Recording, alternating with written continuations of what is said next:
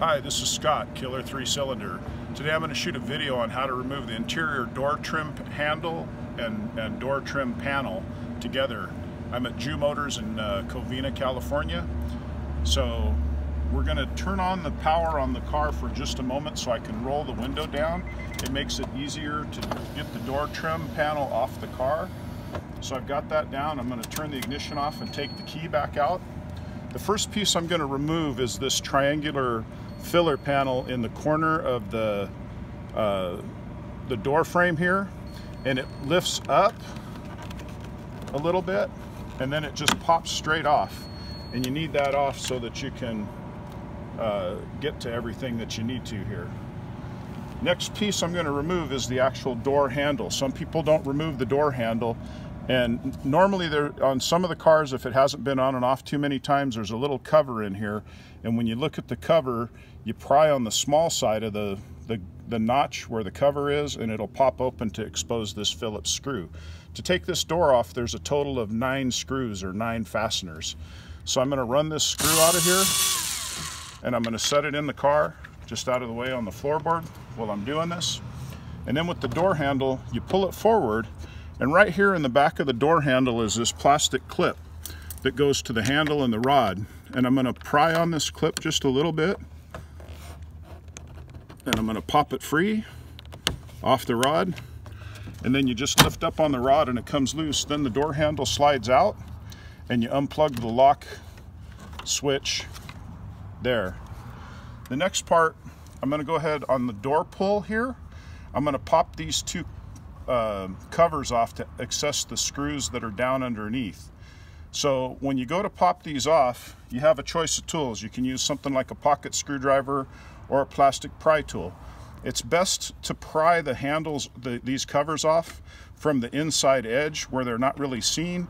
And if you're very careful, you don't cause any damage with the small screwdriver. And they pop off this way better than if you pry from the ends in the middle. It pulls them tighter. This pops them off.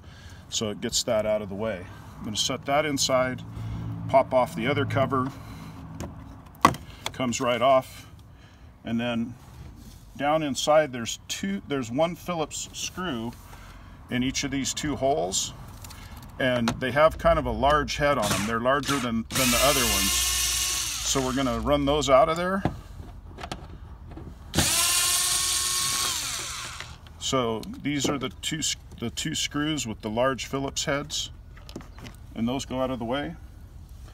The next thing that needs to come off is the speaker grill, and there is a spot down here on the lower part of the speaker grill right in here where you can put a tool in to lift it up and pop it free, and it comes right off. Also on the speaker grill, to go to reinstall it, this tab goes up in the top part of the panel. The next thing I want to show you, and again, some people don't take the speaker out right away, but it's better if you pull the speaker and unplug it, because then you're not fighting the wires. So this already has an aftermarket speaker in the door panel, but I'm going to take the 3 screws out that hold this in. Somebody's been here before me and used drywall screws into the plastic. So we're going to take the speaker out, and I'm going to pop it out. And on the back of the speaker, they've cut off the factory clip, but there's not enough wiring to move this, but it does make it easier to unplug it now on the back here, instead of stressing the wires and ripping them out if you don't take those out. So I'm going to set that inside with the speaker grill.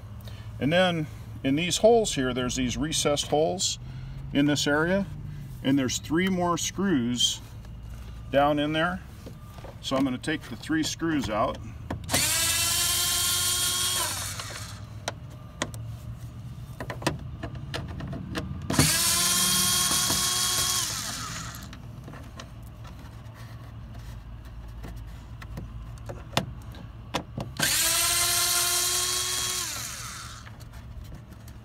Also, if you have a screwdriver with a magnet on the end of it, it makes it easy to catch the screws sometimes or pull them out of the holes.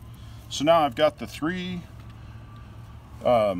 screws out of there that hold the door panel, the trim panel, to the sheet metal of the actual door. In this case, I'm going to use the plastic pry tool, and I'm going to slip it between the door trim and there, and I'm just going to get my fingers in there and the trim panel pops off from all the way around, and it lifts right off the car so that you can access other things if you need to. To change a side mirror, there's the plug for the side mirror that's right here.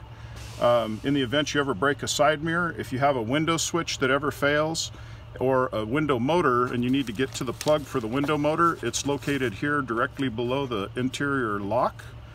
And or if you ever need to take out the door glass.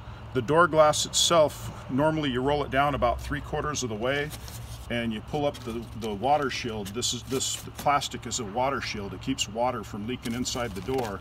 And if you were gonna take the door trim off to work on your window, if you need to take the window out, I'm gonna turn the key back on and roll the window up part way. But what you need to do is have the window at about two-thirds of the way down, and there's a 10mm bolt for the window here, and then you can get the other 10mm bolt through this hole. Once you take those bolts out, you can lift the glass out of the window run channel.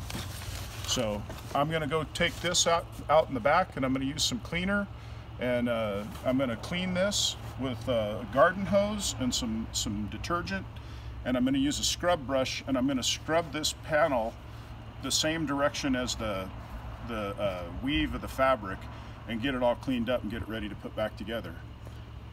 That's it for now. Thank you.